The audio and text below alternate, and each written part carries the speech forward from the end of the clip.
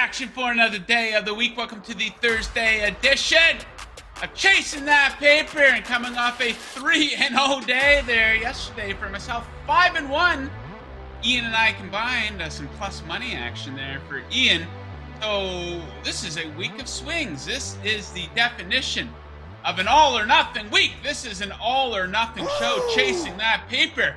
You're either going to get a nice sweep, take your family out to a nice steak dinner the next day, or you're going to get completely fucking eviscerated to the point where you got to start selling your stuff just so you can bring your family out for a hot dog dinner.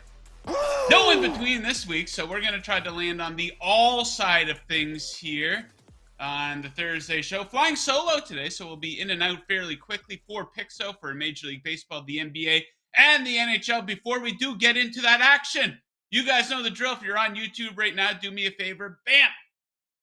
Hit that like button. Hit that subscribe button. It lets us know that you like the show.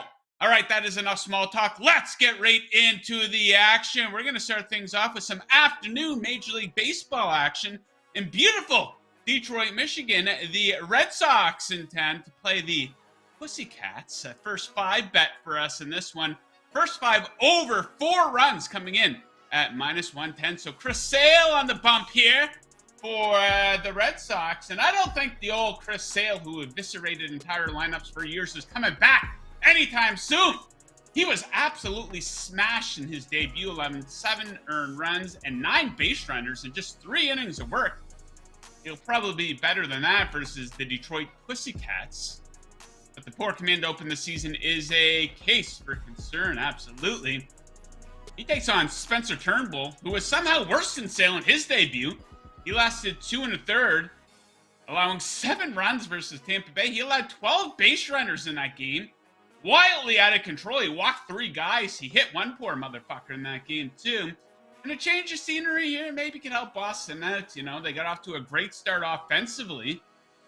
Then, the last 2 games, they've scored a grand total of 2 runs in 2 games versus the Pirates. So getting out of town versus a pitcher like Turnbull could be just what the doctor ordered to break out of that mini slump. Give me over 4 runs. First 5 innings, Red Sox versus Pussycats. All right, next up we go to the West Coast. It is another first 5 inning bet. The D-backs playing host to the Dodgers. I'm going to take the Dodgers. First 5 run line. That one's coming in with odds of -110, so the Dodgers need to be leading at the end of 5 innings for this bet. Cash, check out the offense here. Major contrast between these teams so far. It's early, but still. First versus 28th in OPS, obviously in favor of LA here. Dodgers tied for the league lead in home runs, showing great discipline at the plate as well, ranking first in walk percentage. Diamondbacks dead last in walk percentage. This team lacks discipline, goddammit! Darryl Kelly on the bump here for the Diamondbacks. He got absolutely obliterated by the Dodgers. 2022. He posted an 8.25 ERA. That's across 5 starts. He allowed at least 3 earned runs in all 5 of those starts. Batch Freeman and Munson have absolutely owned him. He's having an OPS over 1,000 again. 75 at bats. Dustin May gets started here for the Dodgers. He looks ready for a breakout season. If you follow baseball, you know this. This isn't news. The future is now for May, who has ace-like stuff. He was sharp his season debut and should be able to take advantage of the light hitting D-backs. Dodgers. First 5 innings, run 9, baby. All right, next up, we are off to the court. We get the Thunder in Utah taking on the Jazz. We're going to take a shot on the home dog. Oof, oof, oof. Give me the Utah Jazz coming in at +6.5 in this one. So Utah, they absolutely come to play every night. Different players in and out of the lineup all the time. But here they are bringing the Lakers to overtime and showing up versus the likes of the Celtics, Kings. Don't expect any different tonight, especially at home, where they're 11-3 against the spread as a home underdog. 9-5 outright as a home dog. This is a team that plays up to the competition. We got a great marriage of trends here. As OKC is the worst bet in the league as a road favorite. Just 1-6 against the spread. Kind of a small sample size, but still. Thunder also on an 0-8 against the spread slide. That's not very good at all. The Jazz are better in many key stats, despite missing many key players. In recent games here, last 10 games, they rank higher than the Thunder in EFG shooting percentage. They're better at limiting free throws and offensive rebounds. They're shooting and defending the three better. Second versus 20th in rebounds per 100 possessions. Who needs Rudy Gobert? Let's go Jazz, plus 6.5. Then we're going to wrap things up on the ice. It is my favorite bet in the NHL, and I wore the shirt for a reason. Tonight we are going with the five-time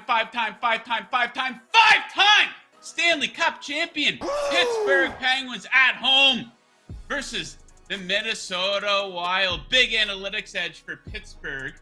Comes in at minus 135 in this one. Check out the last 10 games, 5 versus 21. And expected goals for percentage also come out ahead in high danger chances for percentage and Corsi for percentage.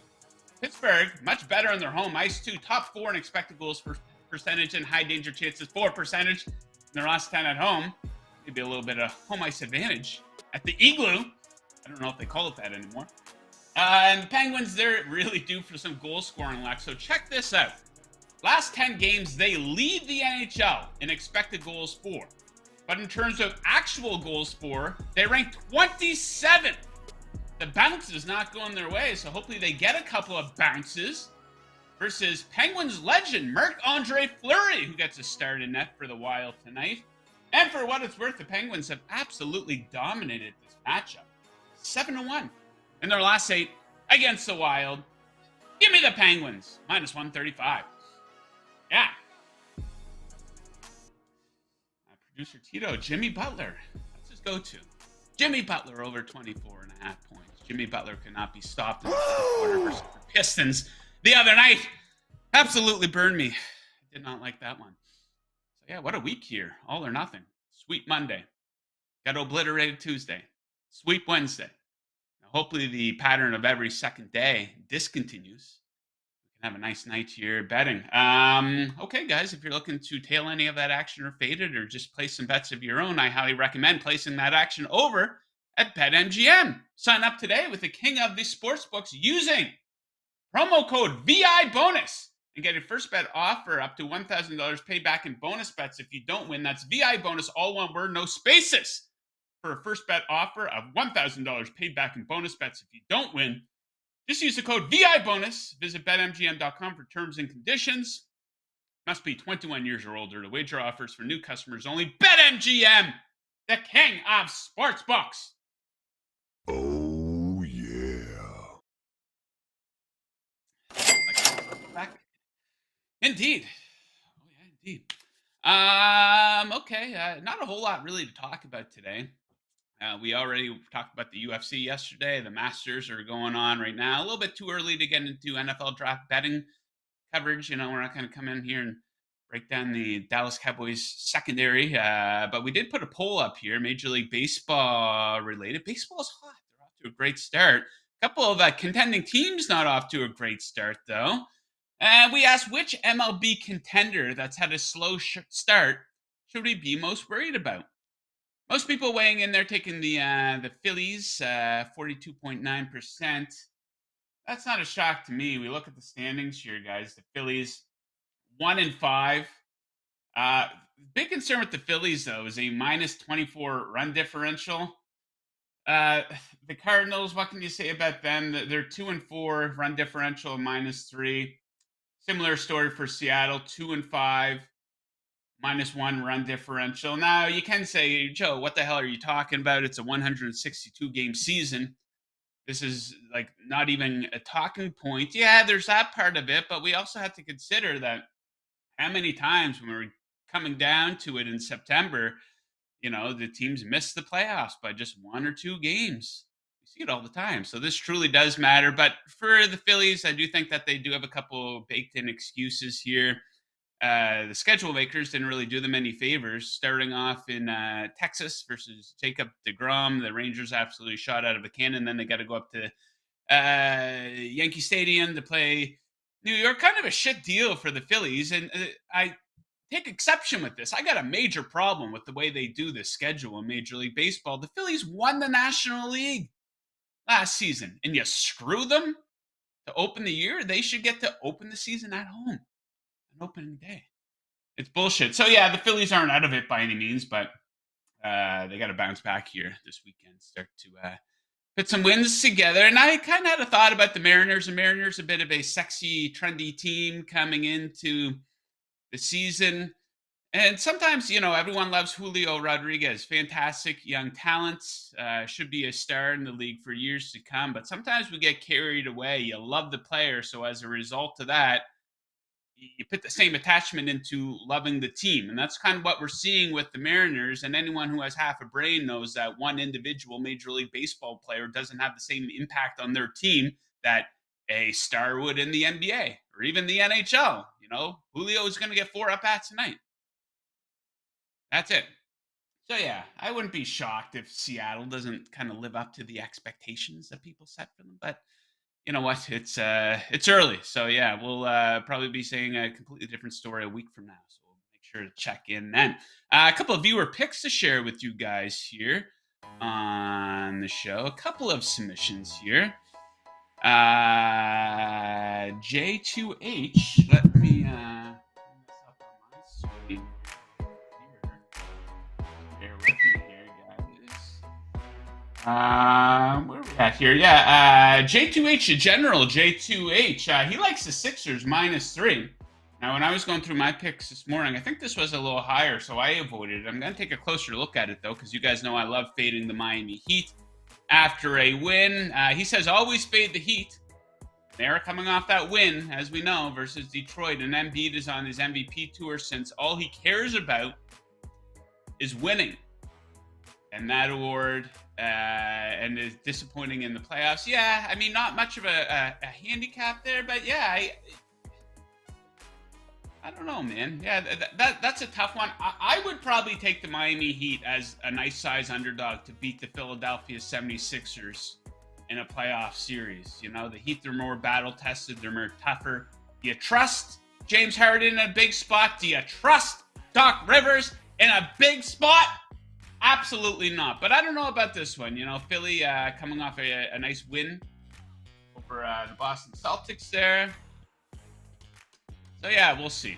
I might stay away. A little bit wary this time of year, right? I was looking at the Denver Nuggets too. They're at +6.5, but they just clinched last night. Phoenix shot out of a cannon with Kevin Durant in the lineup here. So yeah, probably be a light night for me in the NBA. We have another pick here from our darling Matty Puppy Sports weighing in here. Blue Jays run line versus the Royals. I believe you get the Blue Jays -1.5 at -130 here for this contest. Lyles going for the Royals, and he's a career back of the rotation pitcher who teams are able to put the ball in play against. This is perfect for Toronto's lineup. Royals so far hitting .154 versus right-handed pitching. Of course, one of the reasons the Blue Jays are a big favorite. Gosman on the bump here. See him mowing them down here tonight. So we thank you guys for submitting today.